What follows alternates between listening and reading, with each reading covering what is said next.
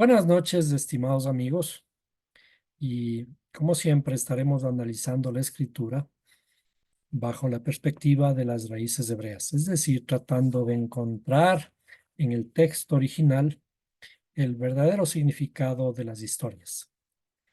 El día de mañana por la noche inicia una fiesta que la celebran los judíos, llamada la fiesta de Purim, en honor a la reina Esther, quien pudo librar a su pueblo de un exterminio mientras estaban en el exilio persa. Si es que esta historia ocurrió tal como está escrita, ese en realidad no es el propósito de nuestro estudio.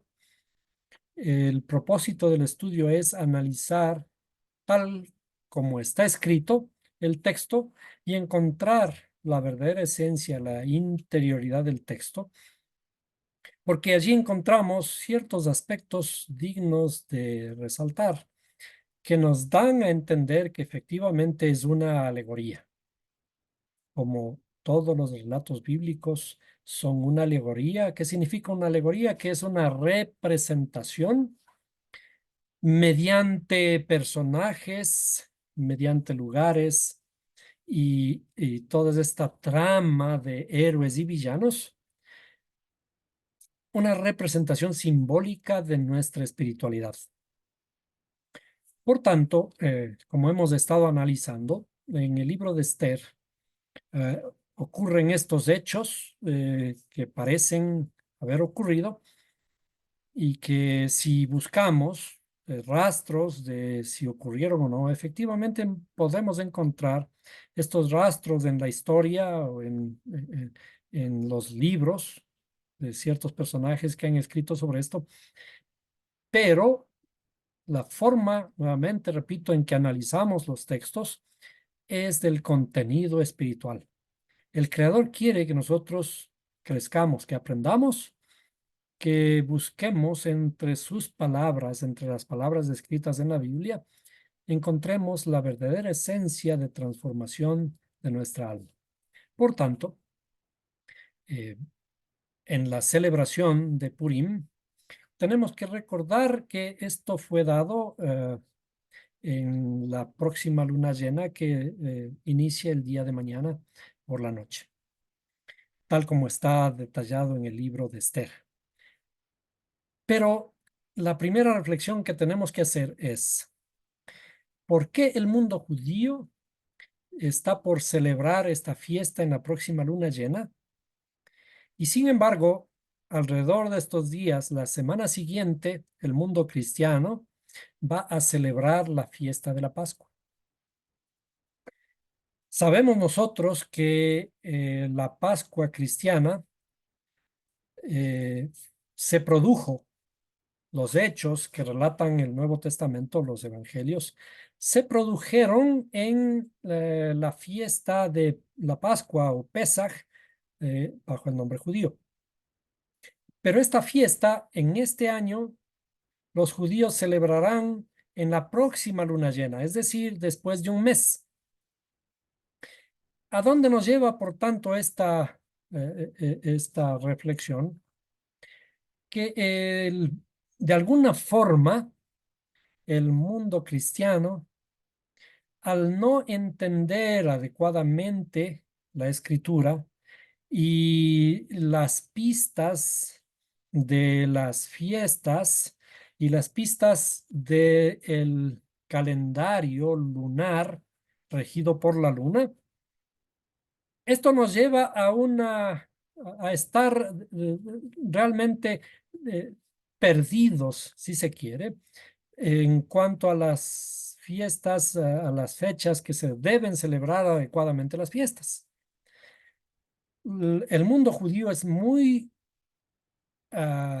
juicioso, muy apegado a la rigurosidad de las fiestas, a las celebraciones bajo estricto conocimiento del calendario.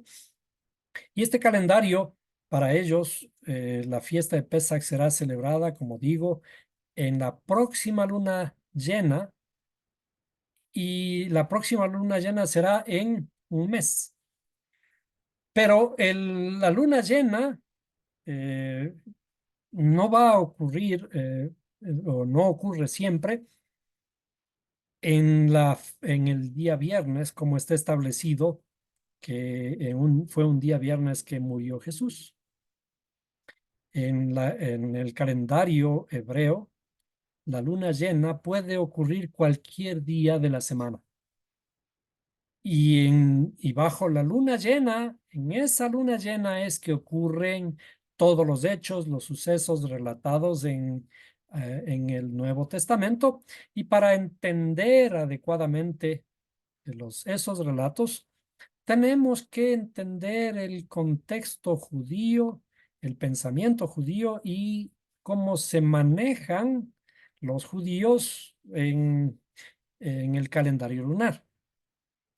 Y es por eso que ocurre esta separación en este caso de una fiesta respecto de la otra. ¿Por qué un mes de separación? Porque en el calendario lunar, bíblico lunar, que está, repito, siendo guardado estrictamente por el mundo judío, hay años que se le llaman los años bisiestos, que no es el mismo año bisiesto del calendario solar que nosotros conocemos. En el calendario solar, un año bisiesto implica que en el mes de febrero se añade un día. Y por tanto, ese mes, el mes de febrero, ya no tiene 28, sino 29 días. En el calendario bíblico lunar, generalmente los años tienen 12 meses, porque corresponden a los 12 cruces de la luna alrededor de la Tierra, mientras la Tierra gira alrededor del Sol. Pero esto es un número aproximado. Hay 12 cruces aproximadamente. Pero en ese ciclo de 19 años, hay ciertos años que por el desplazamiento del calendario respecto del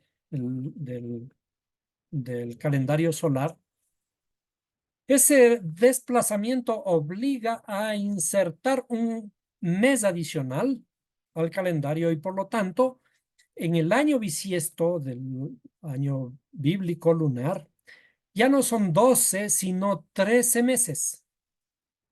En esos 13 meses, el año bisiesto judío se le llama un año preñado y por tanto el último mes, que debe ser el 12º mes, ya no será solamente 12, sino habrá un 13º mes. Pero a ese 13º mes se le llama Adar también, Adar 1 al 12º y Adar 2 al 13º mes.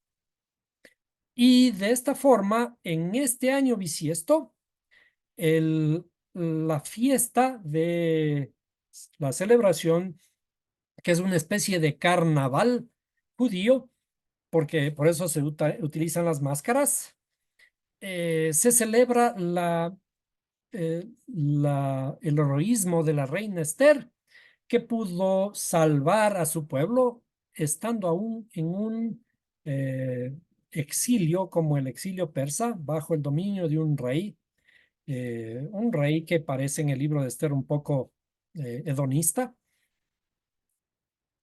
ególatra, y en donde aparece un personaje malvado que busca aniquilar a los judíos.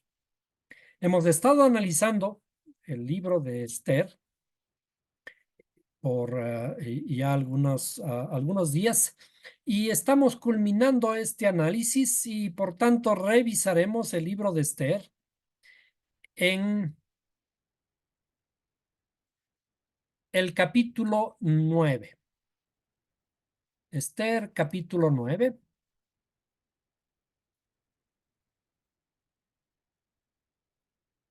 Y hemos visto en Esther capítulo 9 que dice precisamente en el mes 12. ¿Por qué el mes 12? Porque es el último del calendario religioso bíblico que inicia el siguiente mes, que va a ser el mes de Nisan, en donde se inicia la Pascua. Es decir, estamos recién terminando el año. Por tanto, no es el mes de la Pascua todavía. Este es el último mes en el que se acaba el calendario bíblico lunar. Entonces, bajo este esquema, en el mes 12, como le llaman, está traducido, dice es mes, es decir, el mes de Adar, el día 13, cuando estaban para ejecutarse el mandato y edicto del rey, el mismo día que los enemigos de los judíos esperaban obtener dominio sobre ellos, sucedió lo contrario, porque fueron los judíos los que obtuvieron dominio sobre los que odiaban. Vamos a leer un poquito porque de todas maneras la trama es muy interesante. Dice, se reunieron los judíos en sus ciudades por todas las provincias del rey Asuero, que en realidad en hebreo es Ahasverosh, para echar mano a los que buscaban su daño, y nadie podía oponérseles, porque el temor de ellos había caído sobre todos los pueblos. Para aquí, para este capítulo, en el capítulo anterior ya se ve que el malvado Amán ya había sido colgado en un madero. Sin embargo, de esto y ahora comienza la espera porque en el mes de Adar se había jugado las suertes para el exterminio de los judíos. Entonces, dice, y todos los príncipes de las provincias, los sátrapas, los gobernantes y los que manejaban los negocios del rey, ayudaron a los judíos porque el temor a Mordejai o Mardoqueo había caído sobre ellos. Pues Mardoqueo era grande en la casa del rey y su fama se había extendido por todas las provincias porque Mardoqueo se hacía más y más grande. Habíamos ya analizado que esta es una historia simbólica, por tanto es una alegoría. Y sus personajes también simbolizan algo. El primer símbolo aquí es Mardoqueo. Mardoqueo es la humildad. Y el malvado Amán simboliza la duda. Cuando la duda soborna al rey, y noten los ademanes que estoy haciendo señalando, cuando la duda soborna a la inteligencia, a las facultades intelectuales, al rey, el rey se vuelve un tonto, se deja guiar por el malvado Amán, en este caso por la duda. Cuando en nuestra alma, las facultades intelectuales se dejan dominar por la duda, todo el cuerpo, todo el reino está en desgracia. Pero ya había ocurrido en el capítulo anterior que el malvado Amán, la duda, había sido exterminada en su propia horca. Pero ahora vamos a ver lo curioso de esto. Dice, pues Mardoqueo era grande en la casa del rey y su fama se había extendido por todas las provincias. Cuando habla de las provincias, está hablando de qué? De todos los rincones de nuestro cuerpo, de todo nuestro reinado. Porque Mardoqueo se hacía más y más grande, porque finalmente dice el que se humille será enaltecido. La humildad, que es el que se humilla, finalmente será enaltecido. Y los judíos hirieron a todos sus enemigos a filo de espada, con matanza y destrucción, e hicieron lo que quisieron con los que los odiaban. ¿Quiénes eran los enemigos?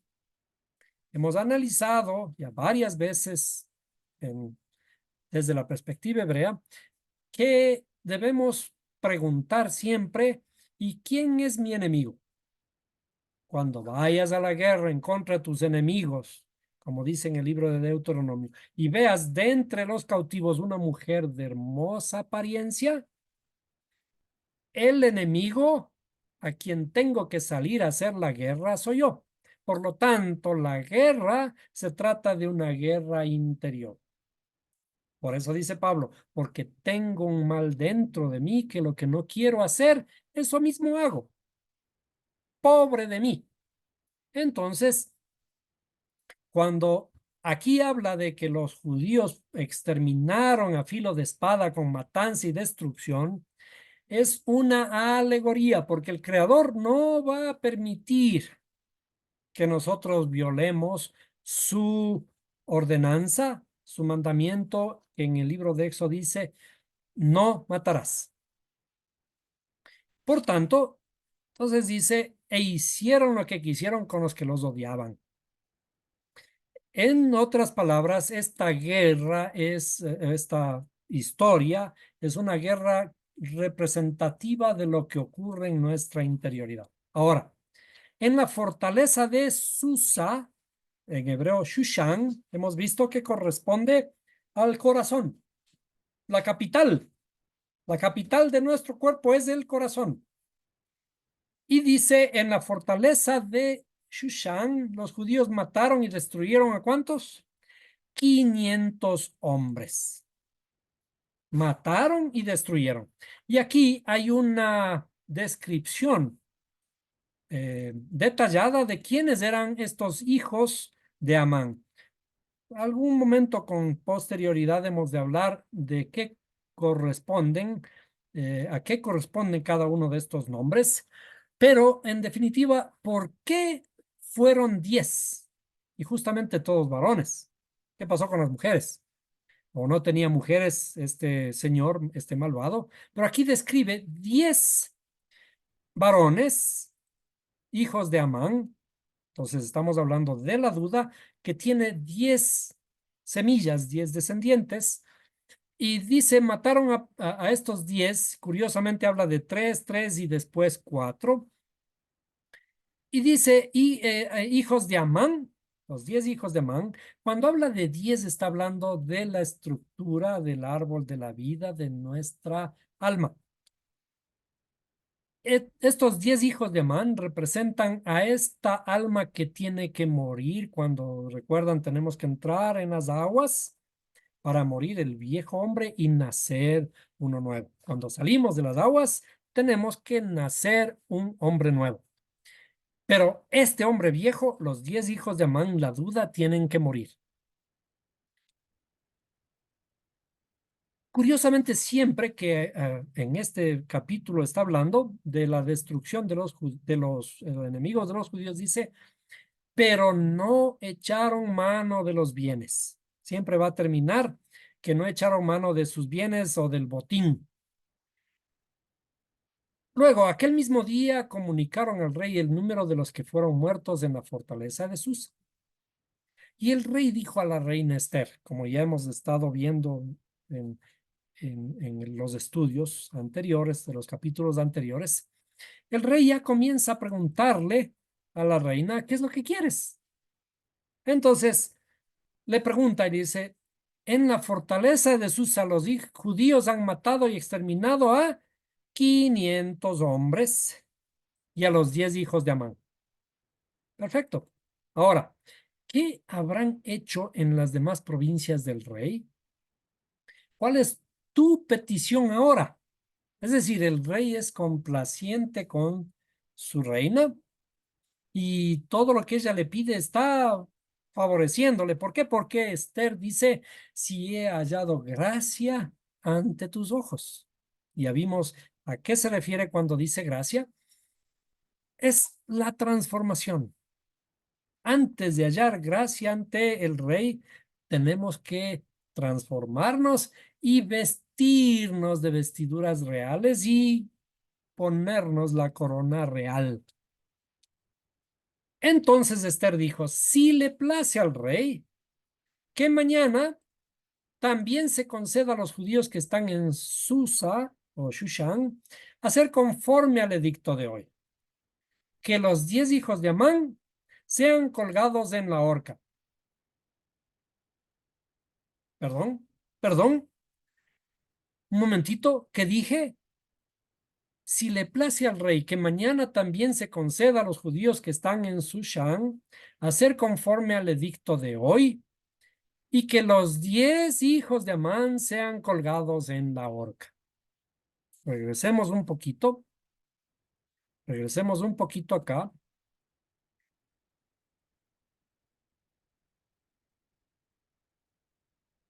Y el rey dijo a la reina Esther en el 12, en la fortaleza de Susa los judíos han matado y exterminado a 500 hombres y a los 10 hijos de Amán. Y a los hijos de Amán han sido muertos y exterminados. Sin embargo, el siguiente día, Esther le dice, si le place al rey que mañana también se conceda a los judíos que están en Shushan, hacer conforme al edicto de hoy, que los 10 hijos de Amán sean colgados en la horca. A estos muertos hay que matarlos mañana otra vez y colgarles en la horca. No es algo ridículo, pero recuerden, estamos hablando de una alegoría. Precisamente las alegorías, las fantasías, los cuentos, tienen una estructura tal que aparecen cosas inexplicables. Aparecen cosas que si no leemos detenidamente, no vamos a entender adecuadamente el texto. Pero aquí hay una repetición y que los 10 hijos de Amán sean colgados en la horca. En realidad, si revisamos correctamente el texto, vamos a mirar que la palabra horca viene de etz. ¿Qué es etz? Es un árbol. Es decir, que sean colgados en un árbol o en un madero. ¿A qué nos recuerda el madero? Todo esto es una alegoría que se repite de principio a fin. El Mesías, que representa la luz del conocimiento, tiene que morir en un madero. Y esta profecía ya se viene repitiendo desde el principio. Si nosotros recordamos, en el libro último de la Biblia, en el Apocalipsis 13:8 dice, y el cordero que fue inmolado, el cordero que fue matado. ¿Cuándo? Desde el principio del mundo. Es decir, para Juan, no es que el amigo suyo murió hace poco, unos cuantos años atrás, ni cosa por el estilo. Para Juan, ese verbo que dice se hizo carne y vino a habitar con nosotros, vino y fue inmolado, muerto desde el principio del mundo. ¿Cómo puede ser que el amigo más íntimo de Jesús diga tamaña tontería? Porque es una tontería. Él vio con sus propios ojos que fue colgado en un madero hace unos cuantos años atrás. En realidad fueron como 60 años atrás, porque estuvo ya viejito Juan cuando escribió aparentemente el Apocalipsis. Y él dice que su amigo fue inmolado, fue muerto desde el principio del mundo. ¿A qué se refería eso? A que este sacrificio estaba ya escrito en todos los libros desde el principio. Este sacrificio ya se había dado. ¿Cuándo se dio este sacrificio? Estos 10 hijos de Amán representan nuestras dudas, las semillas de todas estas dudas que son los hijos de la duda, que tienen que exterminarse y por si acaso tienen que morir en un madero, que es la misma eh, imagen, la misma estructura, esta misma simbología de lo que ocurre aparentemente varios años después con la venida del Mesías a morir en un madero. Un hijo que tiene que morir en un madero. Y aquí hay una controversia entre algunos eruditos de las escrituras de que hablan de que no fue una cruz. La cruz es un símbolo romano. El Mesías murió en un madero. La palabra propia es un madero y por tanto es un árbol, es un palo. ¿Sí? Eh, y esto concuerda con estas profecías escritas, como en este caso el libro de Esther. Los 10 hijos de Amán, la maldad tiene que ser colgada en un árbol. Y cuando nosotros vemos en el Nuevo Testamento, este Mesías bueno, dice, se hizo malo por causa nuestra para morir en un madero. Entonces, hay una correlación en estos detalles que de alguna forma estos símbolos se corresponden con lo que está relatando en el Nuevo Testamento.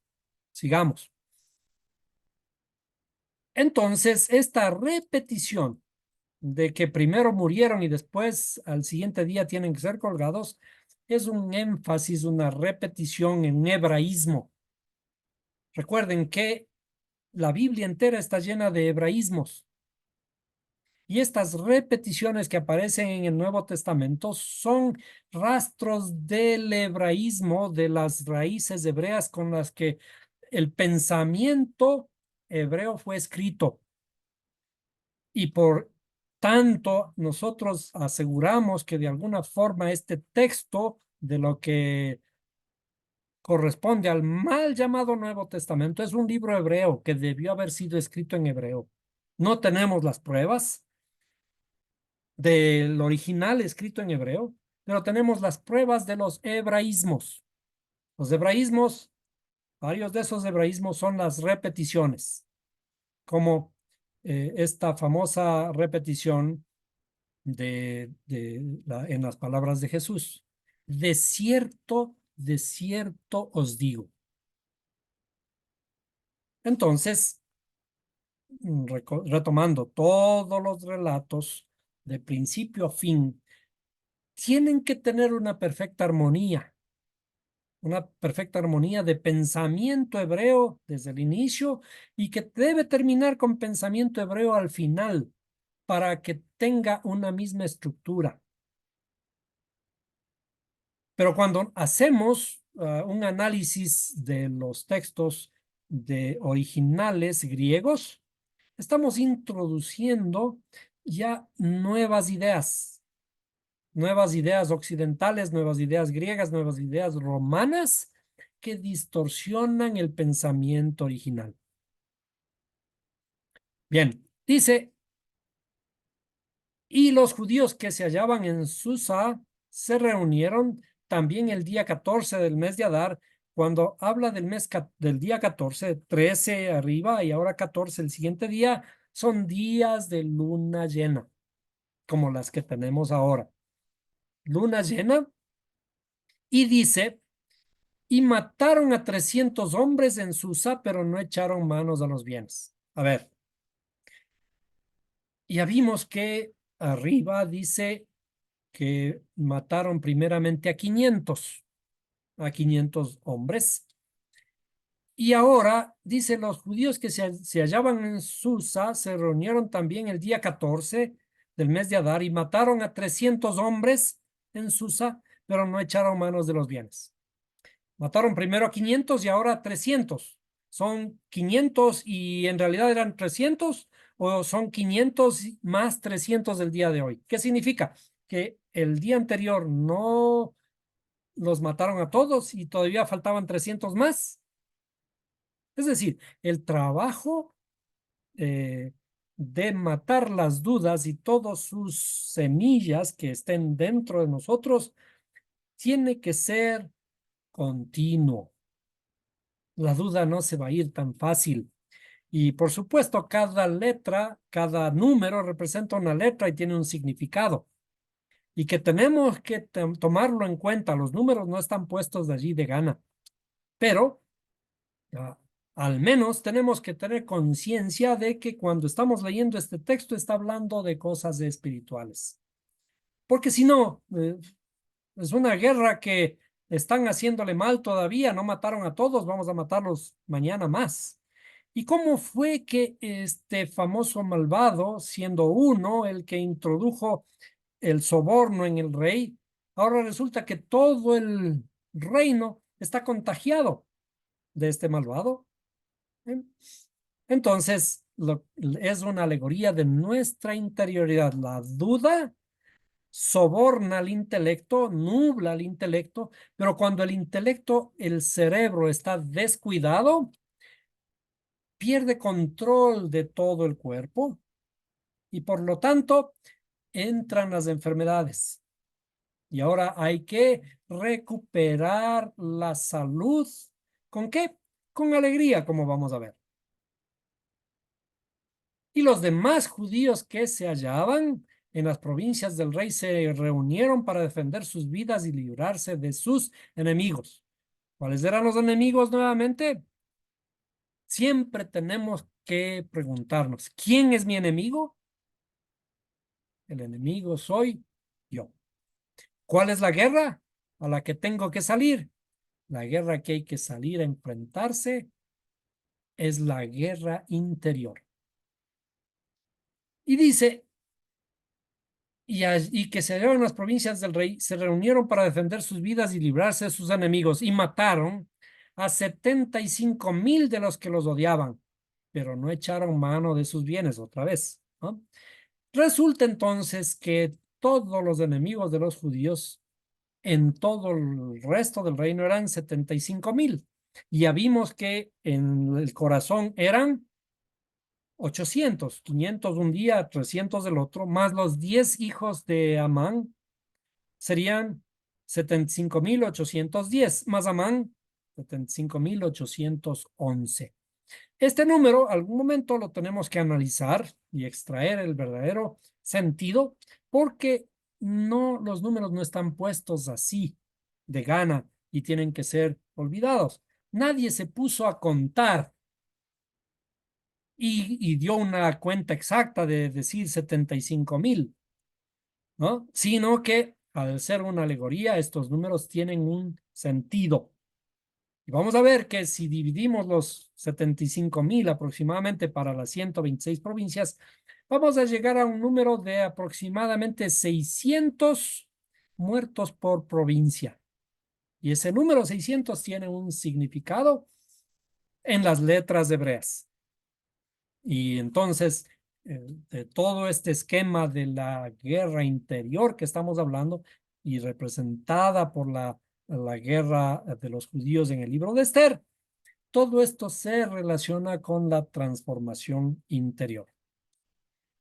Dice en el verso 19, por eso los judíos de las áreas rurales que habitan en las ciudades abiertas proclaman el día 14 del mes de Adar día festivo para regocijarse, hacer banquetes y enviarse porciones de comida unos a otros. Entonces, como en todas las fiestas, una fiesta de la independencia, etcétera, es una fiesta de celebración en donde tenemos que hacer cosas bonitas, organizarnos para festejar. ¿Por qué? Porque la independencia de todas maneras es también una cosa grande. Hemos enviado afuera de nuestro territorio a nuestros enemigos, a nuestros opresores. Y ahora, la instauración de la fiesta de Purim. Entonces Mardoqueo escribió estos hechos y envió cartas a todos los judíos que se hallaban en todas las provincias del rey Asuero, tanto cercanas como lejanas, ordenándolas que celebraran anualmente el día 14 del mes de Adar. El mes de Adar es el 12º mes. El día 14 es luna llena. Y el día 15 del mismo mes, es decir, 2 días de celebración, 2 días de luna llena. Porque en esos días los judíos se libraron de sus enemigos y fue para ellos un mes que se convirtió de tristeza en alegría y de duelo en día festivo. Recuerden, la salud de nuestro cuerpo y la salud de nuestra alma inicia con la alegría. Cuando enviamos alegría, inclusive podemos engañar a nuestro cerebro para estar alegre. Cuando enviamos alegría de aquí hacia abajo, todo va a salir mejor. el cuerpo comienza a recuperarse, el alma se siente en paz, en tranquilidad. ¿Por qué? Porque al enviar alegría estamos enviando paz, armonía a todo nuestro cuerpo. Comenzamos la sanidad, comenzamos a exterminar a nuestro enemigo interior. Y en definitiva, aquí se hace la instauración de la festividad de Purim. ¿Y qué es Purim? Purim es, aquí dice Purim por el nombre Pur, que es una especie de suertes que cayó para el mes de Adar. Y dice, los judíos establecieron e hicieron una costumbre para ellos y para sus descendientes y para todos los que se aliaban con ellos, de que no dejarían de celebrar estos 2 días conforme a su ordenanza y conforme a su tiempo señalado cada año. Existe una idea entre los sabios judíos que dicen, y esto hay que prestar atención, que dicen los ritos, todas las otras festividades, a algún momento desaparecerán. ¿Qué es lo que dijimos en algunas de las enseñanzas anteriores? Que la religiosidad únicamente nos sirve como un medio para poder recordar y reflexionar. Pero toda esta religiosidad se puede simbolizar con lo que se conoce en la escritura como el cerdo. Por eso es que los cerdos fueron y se lanzaron al mar.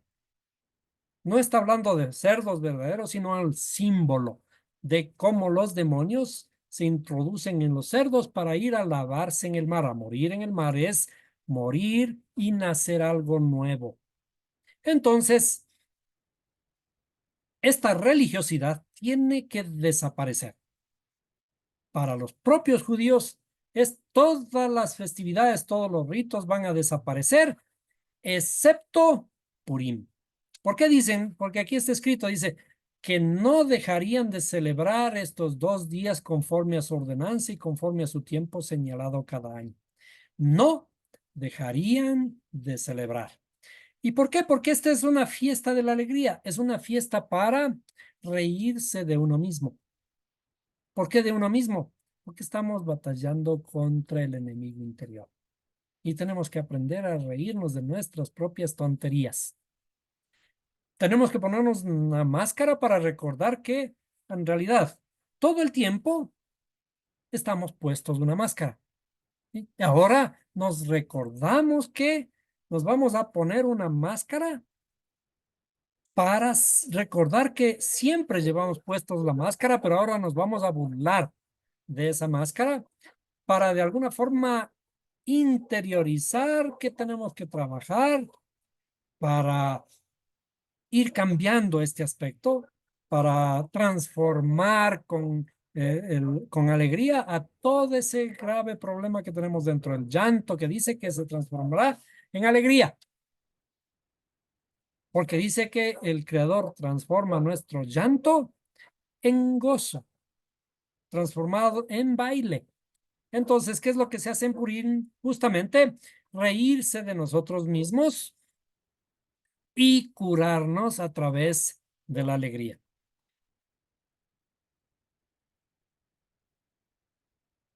Y dice, finaliza el mandato de Esther, estableció estas costumbres acerca de Purim y esto fue escrito en el libro. Curiosamente, las cosas de estas tienen que estar escritas en el libro y cuando escuchamos libro, ¿cuál es la siguiente palabra que debemos recordar? ¿El libro de qué? El libro de la vida. Cuando introducimos alegría en nuestra interioridad, estamos siendo inscritos, estamos escribiendo cada una de nuestras células en el libro de la vida. Finalmente termina el libro de Esther con un resumen de cómo este casi exterminio de los judíos culmina en una salvación de todos los judíos y dice el rey Asuero impuso tributo sobre la tierra y sobre las costas del mar.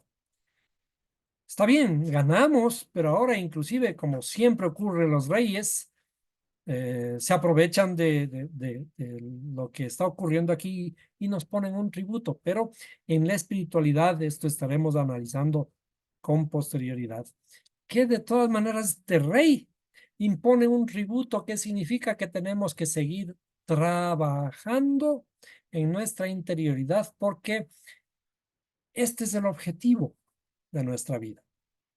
¿Cuál es la tierra que tenemos que trabajar?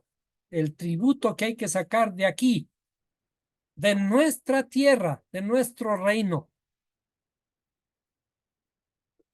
Es decir, que cuando nosotros logramos, como el caso de todo el libro de Esther, matamos la duda, estamos exterminando el mal interior, no tenemos que quedarnos allí. No tenemos que quedarnos en glorias pasadas. La transformación es un continuo movimiento, es un ciclo. ¿Y cómo es un ciclo si ya estamos justamente terminando el año y al terminar este año inicia otro? Y ya viene en la próxima luna, vendrá la fiesta de Pesaj y en esta fiesta comenzamos de nuevo. ¿Cómo comenzamos? Volviendo a recordar que estamos en Egipto y que tenemos que salir de Egipto. Y todos los sucesos que ocurren durante la Pascua, como la famosa muerte del Mesías. Entonces, para seguir esta reflexión, dice, y todos los actos de su autoridad y poder y todo el relato de la grandeza de Mardoqueo, la grandeza de la humildad con que el rey le engrandeció, no están escritos en el libro de las crónicas de los reyes de Media y Persia. Como siempre, otra vez el libro es el protagonista. ¿Por qué el libro es el protagonista? Porque de todas maneras tenemos que esforzarnos para escribir a cada una de nuestras células en el libro de la vida, que en este caso aquí se llama el libro de las crónicas de los reyes. Ya hemos de analizar adecuadamente qué significa estos reyes de Media y de Persia. Porque el judío Mardoqueo era el segundo. Mardoqueo, la humildad que fue enaltecido. Era el segundo después del rey Asuero, grande entre los judíos y estimado por la multitud de sus hermanos, el cual buscó el bien de su pueblo y procuró el bienestar de toda su gente. Que todo nuestro trabajo no sea un trabajo de egoísmo. Busquemos la felicidad. Todo el mundo busca la felicidad. ¿Cómo buscamos la felicidad? La felicidad se busca a costa de cualquier precio. Pero ¿cuál debe ser nuestro objetivo en la vida? Que busquemos el bienestar de todos los seres humanos. Con el trabajo que realicemos, que no sea buscar mi felicidad, sino que sea el que nuestra vida esté dedicada a buscar la felicidad de los demás. Y cuando buscamos la felicidad de los demás en el camino, tendremos felicidad. Es decir, la felicidad que no sea nuestra meta, sino que la meta sea hacer el bien. Porque finalmente, ¿para qué estamos en el mundo? ¿Para ser buenas personas o para hacer el bien? Recuerden lo que está escrito, que dice que tenemos que aprender a hacer el bien, porque el que sabe hacer lo bueno y no lo hace, le es pecado. Es decir, que no es necesario, no es suficiente ser buenas personas. Como muchos dicen, yo soy bueno y no le hago mal a nadie. ¿Cuál es nuestro objetivo, real objetivo aquí en el mundo? No es ser bueno, sino hacer el bien, porque haciendo el bien Inclusive aprenderemos poco a poco a ser buenas personas. Felicidades y una hermosa fiesta de Purim. O en palabras hebreas, Ag Purim Sameach.